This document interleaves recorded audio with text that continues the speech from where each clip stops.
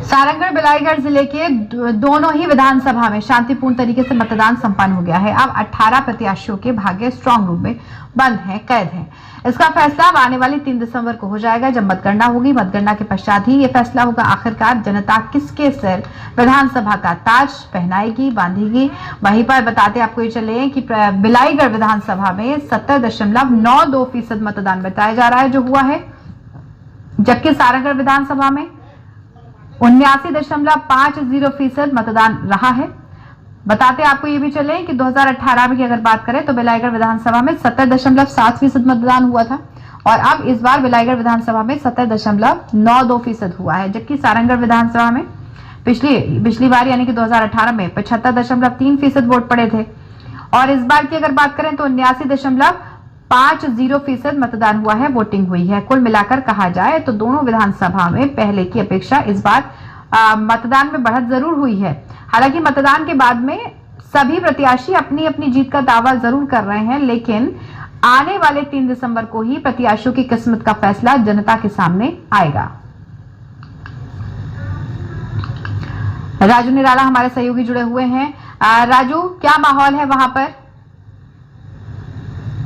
जी कंचन, देखिए मैं आपको बता दूं, छत्तीसगढ़ विधानसभा का जो दूसरे चरण का मतदान था वो अभी 17 तारीख को हो गई, संपन्न हो गई है। अब जो है सारंगढ़ विधानसभा और बिलाईगढ़ विधानसभा दोनों विधानसभा से 9 प्रत्याशी जो है चुनावी मैदान में है और चुनावी मैदान के बाद हम आपको पृथक जो है 2018 और अब तक के जो है मैं थोड़ा सा आपको बताने का प्रयास करता हूँ। ये छत्तीसगढ़ में हम बात कर लेते हैं पहले बिलाईगढ़ विधानसभा सीट की। बिलाईगढ़ विधानसभा जो सीट है वो अनुसूचित जाति बाहुल्य क्षेत्र है और ये जो है आरक्षित सीट है, जहाँ जो है जांजगीर लोकसभा सीट के अंतर्गत ये आता है। 2018 में जो है कांग्रेस के जो प्रत्याशी थे चंद्रदेव प्रसाद राय, उन्होंने बीएसपी के जो श्याम टंडन थे उनको जो है 5% के वोट से हराया था। उस समय भी बिलाईगढ़ विधानसभा में कुल 2,77,044 वोटर थे और जिसमें से कुल 1,95,980 वोट ही पड़े थे और कुल वोटिंग के प्रतिशत जो था उस समय का तो 70.7% थी। यदि हम साफ शब्दों में ये कहें चंद्रदेव राय ने जो है श्याम टंडन को 9,847 वोटों से हराया था। अब जो है वर्तमान स्थिति जब आई है तो इस बार जो है बिलाईगढ़ विधानसभा के जो टोटल मतदाता है वो 3,01,648 मतदाता है, जिसमें से जो है 70.92% जो है वोट हुए हैं। अब हम सीधे शब्दों में कहते हैं कि अब 2023 यानी 17 नवंबर की जो मतदान की बात कर लेते हैं तो इस बार नई जिला सारंगढ़ बिलाईगढ़ 2 विधानसभा सीट मिलकर के जिला बना। ठीक, पहला बिलाईगढ़ विधानसभा और दूसरा सारंगढ़ विधानसभा। दोनों विधानसभा में 9 प्रत्याशी चुनावी मैदान में है।